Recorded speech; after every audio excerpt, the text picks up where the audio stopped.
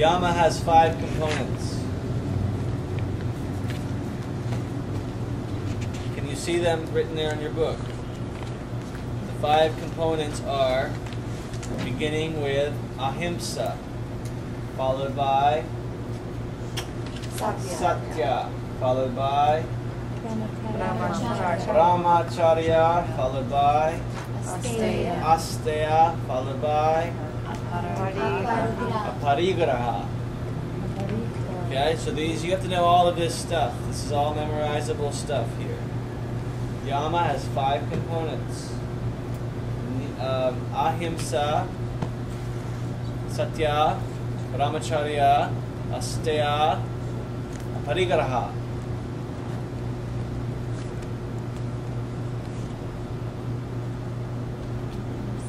Ahimsa is the most important spiritual law on earth. It's very difficult to proceed into the spiritual domain, at least from my point of view, until Ahimsa is established.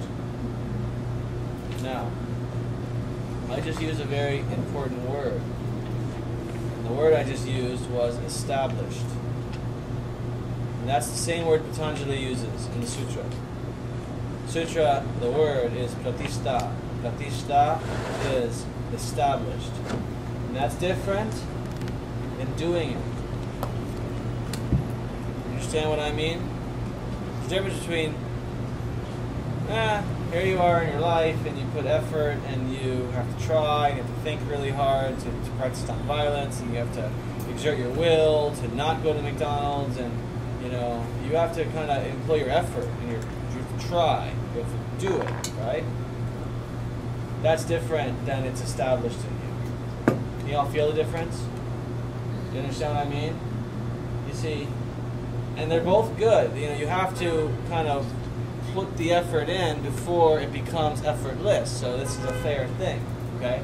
But what Patanjali is describing here is established, okay? When you're established in Ahimsa, okay, then you get these benefits. Okay, and the benefit is that you disarm all that is in your presence. Okay? You know, that's a very important rule of nature.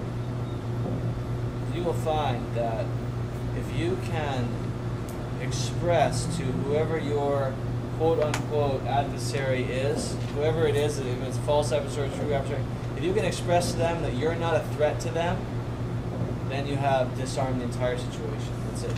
That's it.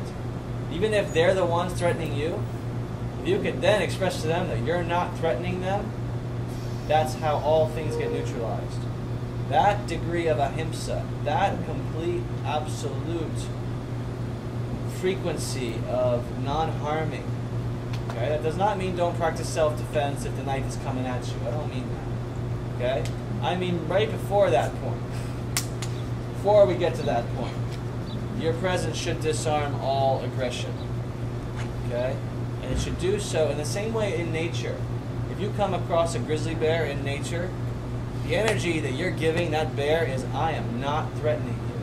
I'm not scared of you, and I'm not threatening you. I'm not even here. So go about your business. One thing I'm not doing is threatening you. You understand? Because as soon as a threat is perceived, then an attack will occur. And in fact, you are only being attacked by people who feel like you're threatening them. I don't know if you know that. Okay? So this is a establishment in non-violence, non-suffering, non-threatening. Okay? Now, in the spiritual domain, it's really about other beings and not causing them to suffer. We talked about this with food talk. We're very specific about this law. Okay? Yes? So a question today in class, you talked a lot about being a warrior and how important that is, and how like those two pieces kind of fit together. Yeah.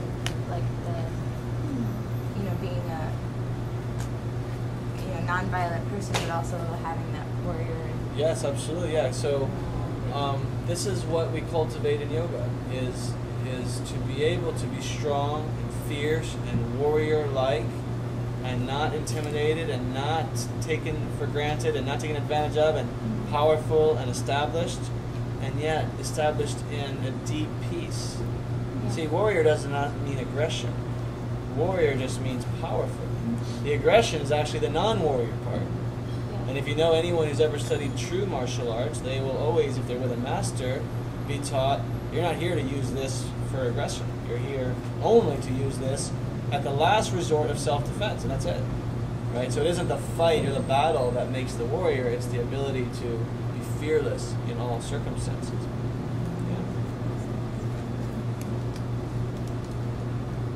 Okay? So ahimsa is the most important rule of all. With ahimsa, all spiritual growth can come. Without it, not as easy. Not as easy.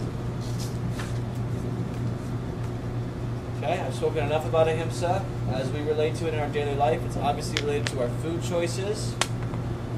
Okay? It's obviously related to what are we eating and how is that affecting the world and how is it affecting the planet. It's also related to ourselves and how are we treating ourselves. A lot of times ahimsa is violated in yoga class. Right? You've heard that before? To practice ahimsa within your own practice, to not hurt yourself. You know, if you're constantly abusing your knees because you're trying to do lotus all the time, always want to get these advanced and you're hurting yourself, that's actually a violation of ahimsa within your yoga practice. See it? So ahimsa as it relates to the world, ahimsa as it relates to yourself, ahimsa as it relates to all living beings. Saw what I did in class, how I made people feel the pulsation within them and realize that the pulsation within them is sacred, and then snap them out of it and say, hey, guess what? Every other living being's pulsation is the same as yours. And what is sacred is the pulsation, that's the mystery. So begin to feel reverence for the ant, feel reverence for the lizard, feel reverence for all life, all beings, and also for yourself. Why not? Yeah, so many people are always wanting to see God everywhere else, but not within themselves.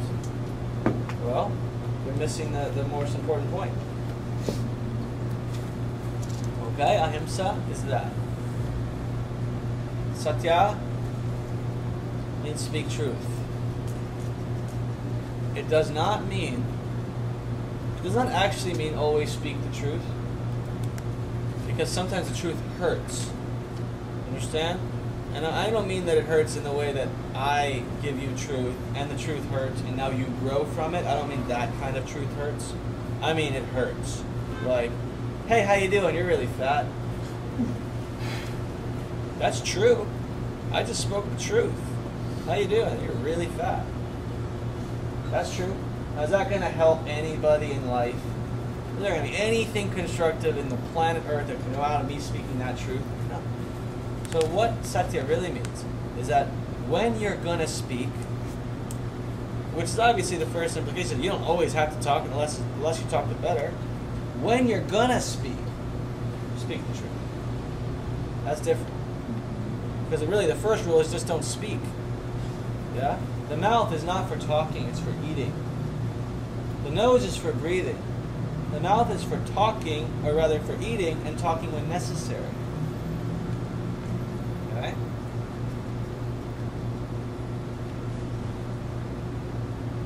You know what they say?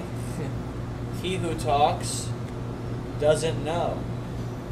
He who knows doesn't talk.